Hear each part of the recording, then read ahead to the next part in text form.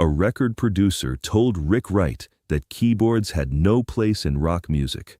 Wright said nothing, walked back to the piano, and wrote the intro that proved him wrong in front of the entire world. It was the spring of 1967, and the London music scene was in the middle of one of the most fertile and chaotic creative explosions in rock history. The Beatles had just completed Sgt. Pepper's Lonely Hearts Club Band. Jimi Hendrix was turning amplified guitar into something that bordered on supernatural. Cream was redefining what a three-piece band could accomplish with sheer volume and technical ambition. In this environment, where guitar was king, and the electric guitar in particular had become the defining symbol of rock music's identity and power, the idea of a keyboard player occupying a central role in a serious rock band was not just unconventional. To many of the people shaping the industry's direction, it bordered on absurd. The prevailing logic was not entirely without basis. The rock and roll that had emerged from the 1950s and accelerated through the early 1960s had been built primarily on guitar. Chuck Berry's stuttering electric lines, the Rolling Stones' open chord aggression, the feedback-drenched experimentation of emerging psychedelic acts. The keyboard, in the imagination of most label executives and producers, was associated with different traditions: the polished sophistication of jazz, the commercial smoothness of pop orchestration, the classical training that seemed to belong to a different world entirely from the sweaty, visceral immediacy of live rock performance.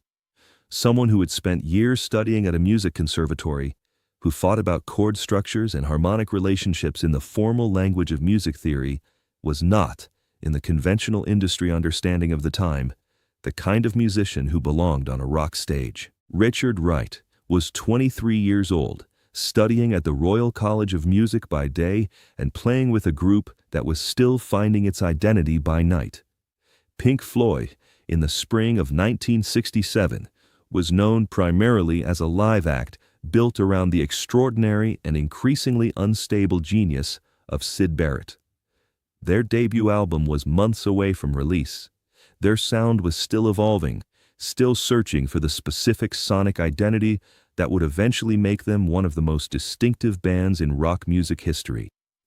And within that sound, Wright's keyboards occupied a position that was both essential and, in the eyes of certain industry gatekeepers, deeply problematic.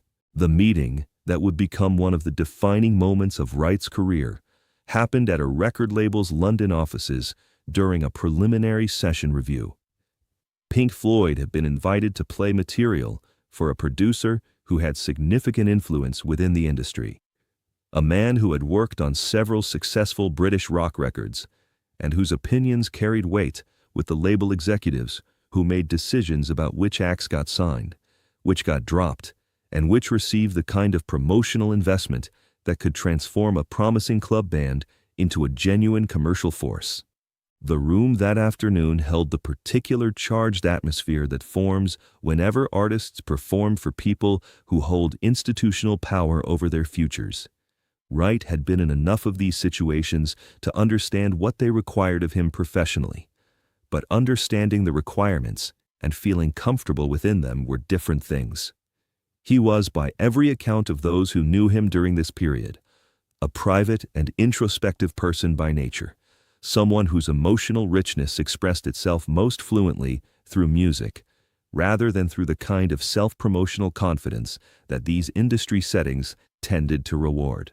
The session review was informal by design, a casual listen rather than an official audition, but everyone in the room understood that what the producer thought that afternoon would shape the immediate future of Pink Floyd's recording relationship with the label. The band played several tracks, including early versions of material that would eventually appear on the Piper at the Gates of Dawn. The music was psychedelic, experimental, deeply unlike anything being produced by the more straightforwardly guitar-driven acts dominating the charts at the time. When the music stopped, the producer's response focused not on the songs themselves, or on Barrett's increasingly idiosyncratic lyricism, or even on the band's commercial potential. It focused almost entirely on Wright. The producer said, with the casual confidence of a man who believed he was delivering an obvious and uncontroversial professional assessment, that keyboards simply didn't belong in rock music. They were fine for jazz, acceptable in pop, appropriate for the orchestral context in which Wright had trained. But rock music was built on guitars, drums, and bass, and adding a keyboard player to that foundation didn't make a rock band more interesting. It made it something else entirely, something that didn't fit neatly into the commercial categories that mattered. The producer suggested, with the blunt pragmatism of someone who had seen many talented musicians fail to translate their abilities into commercial success, that Wright's role in the band was at best a liability, and at worst, an active impediment to the group ever connecting with a mainstream rock audience. The criticism carried a particular sting because it wasn't delivered with malice or personal animus. The producer wasn't attacking Wright as a musician. He was, in his own understanding, simply explaining a commercial reality that Wright needed to accept if the band was going to have any realistic chance of success. This kind of well-intentioned, pragmatic dismissal is in some ways harder to respond to than simple hostility, because it presents itself as helpful rather than cruel, as advice rather than rejection. It suggests that the problem isn't with the musician's talent, but with the musician's judgment in applying that talent to the wrong context. Wright didn't argue. He didn't defend himself or attempt to rebut the producer's assessment with examples of keyboard-driven music that had succeeded commercially. He didn't point out the Doors, whose debut album was months away from release, but whose early live reputation was already filtering through the music industry, or the Beach Boys' increasingly elaborate studio experiments, or the Beatles' own increasingly keyboard-heavy productions. He sat quietly, listened to everything the producer had to say, and when the meeting ended, he gathered his things and left without significant response. What happened inside Wright during and after that meeting is something he discussed only partially and obliquely in interviews over the subsequent decades. He was not by nature a combative person. Unlike Roger Waters, who could fill a room with the force of his convictions and whose instinct, when challenged, was to push back harder, Wright processed things internally, quietly, and often transformed what he was feeling, not through confrontation, but through the music he subsequently created. He was the kind of musician who let the work speak for him, precisely because he understood, at some level that went deeper than strategy, that the work could say things his words never could. People who knew Wright during this period described him as someone who wore his emotional love close to the surface when he was at a keyboard, and almost entirely invisible when he was not.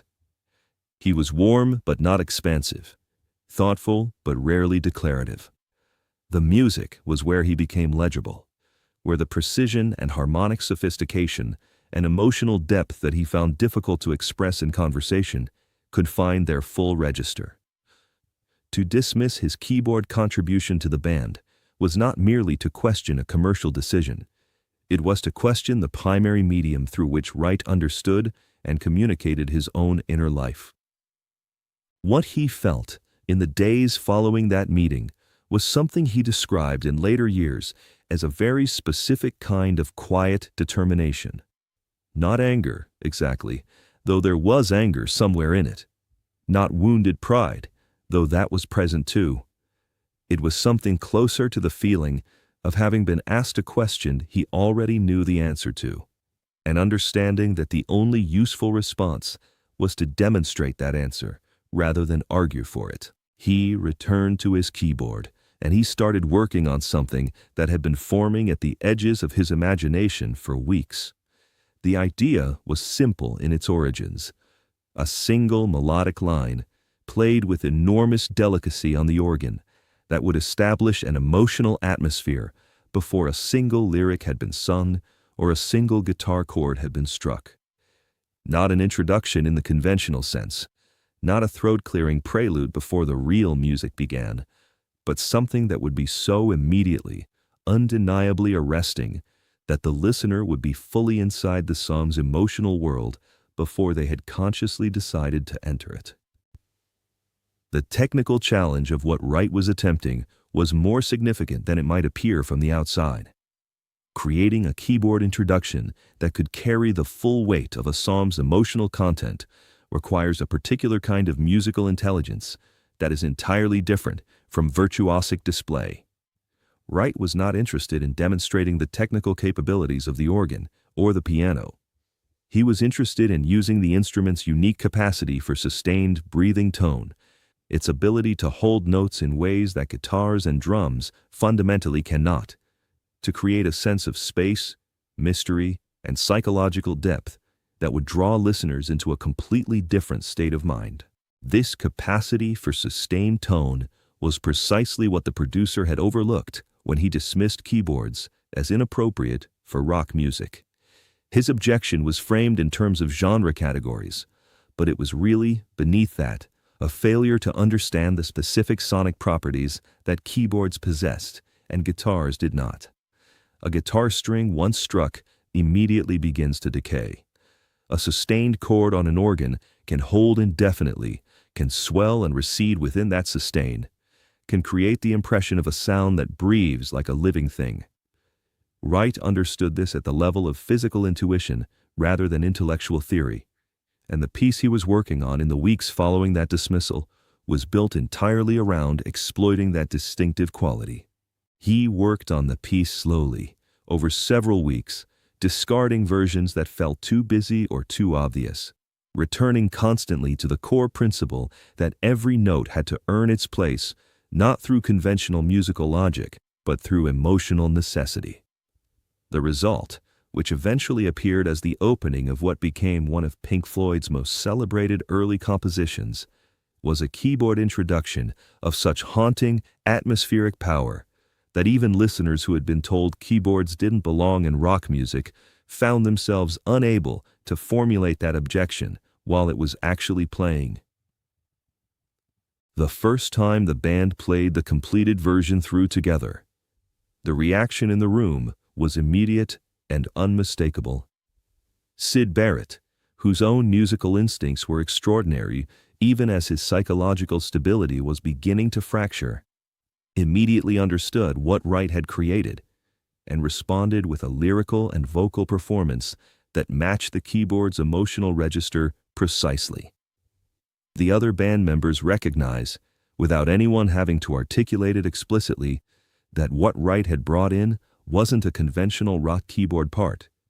It was something that redefined what rock's emotional vocabulary could encompass. When the track was eventually recorded and released, the response from listeners and critics confirmed what the band had felt in that first playback. The keyboard introduction didn't merely open the song. It established a sonic and emotional signature so distinctive that it immediately became one of the most recognizable passages in the band's catalog.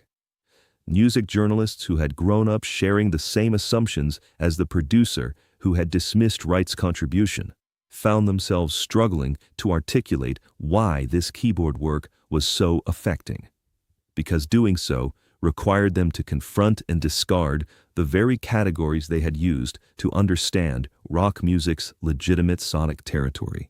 Some attempted to resolve this discomfort by placing Wright's keyboard work in a different genre category from rock, describing it as classical or jazz-influenced or orchestral, as though the only way to acknowledge its quality was to remove it from the context it actually occupied. Others, more honestly, simply noted that Pink Floyd's sound was unlike anything else currently being made and left the genre question unresolved. What almost nobody in the critical establishment was willing to do in 1967 was state plainly that a keyboard player had brought something to rock music that rock music had not previously known it was missing. The audience, as audiences so often do, reached that conclusion more quickly and less awkwardly than the critics. The Piper at the Gates of Dawn was received with enormous enthusiasm by the emerging counterculture audience that Pink Floyd had been building through their live performances. And Wright's contribution to that reception was impossible to separate from the album's broader impact. The music sounded the way it did, created the emotional effects it created, opened the imaginative spaces it opened, in significant part because Wright was doing things with keyboard tone and harmonic texture that simply could not have been replicated by any other combination of instruments available to a rock band in 1967. There is a particular quality to this kind of vindication that differs from the more dramatic, public forms of creative triumph that rock mythology tends to celebrate. Wright didn't have a moment on stage where he could point to the crowd and say, "This is what keyboards sound like in rock music." The music accumulated its evidence over months and years, quietly depositing arguments in the imaginations of listeners who had no idea they were participating in the dismantling of a received wisdom that it seemed, to the people who held it, entirely self-evident. The producer, who had told Wright that keyboards had no place in rock music, was still working in the London industry when The Piper at the Gates of Dawn was released to critical acclaim later that year. Whether he recognized the material, whether he connected the record's reception to the musician he had so casually dismissed during that informal session review, whether he ever reflected on the relationship between his confident assessment and what actually unfolded, these are questions that history has no record of answering.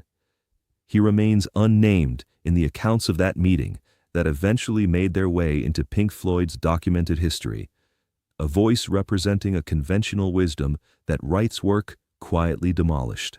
What is documented, what Pink Floyd's surviving members and various biographers and music historians have confirmed across decades of interviews and retrospective analysis, is the trajectory that began with Wright's response to that dismissal.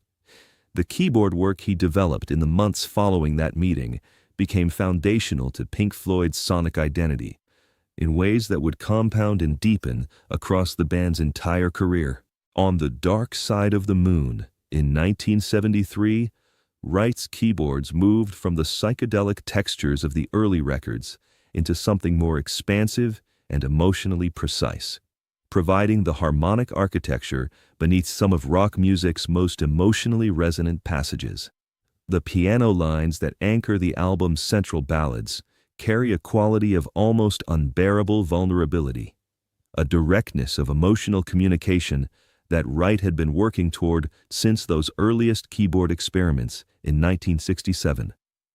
On Wish You Were Here, in 1975, his work gave the album its particular quality of aching, melancholic space, a quality that no guitarist could have generated, because it depended precisely on the sustained, breathing quality of keyboard tone that the producer had considered inappropriate for the genre. On Animals and The Wall, his contributions evolved again, adapting to new contexts without ever losing the foundational commitment to emotional truth over technical display that had characterized his response to that early dismissal.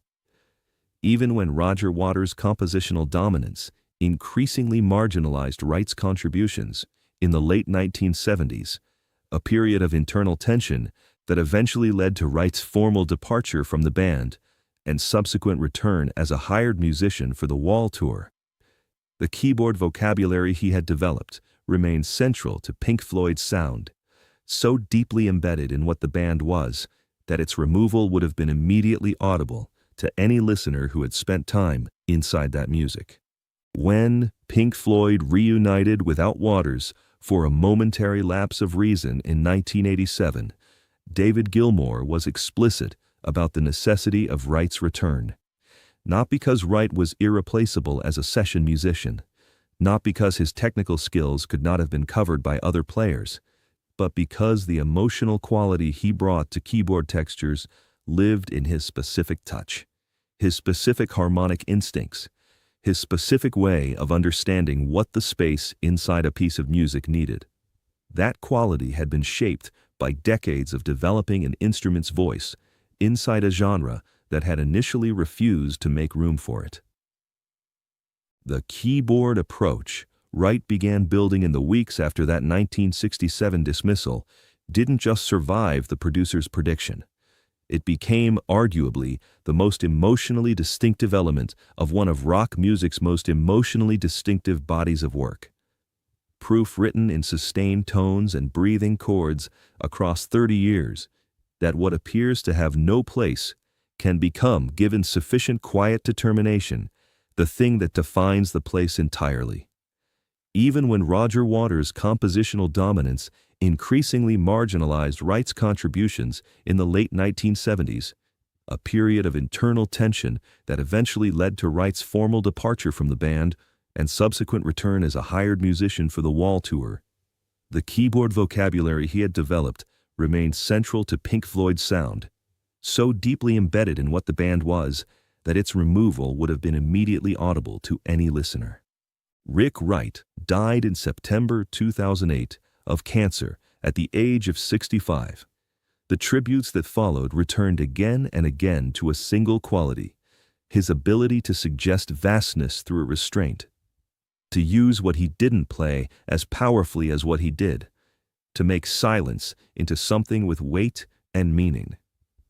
These are qualities that the producer who dismissed him in 1967 could not have anticipated, because they belonged not to any genre category, but to the specific kind of musical intelligence that Wright possessed, and that the instrument he chose was uniquely capable of expressing.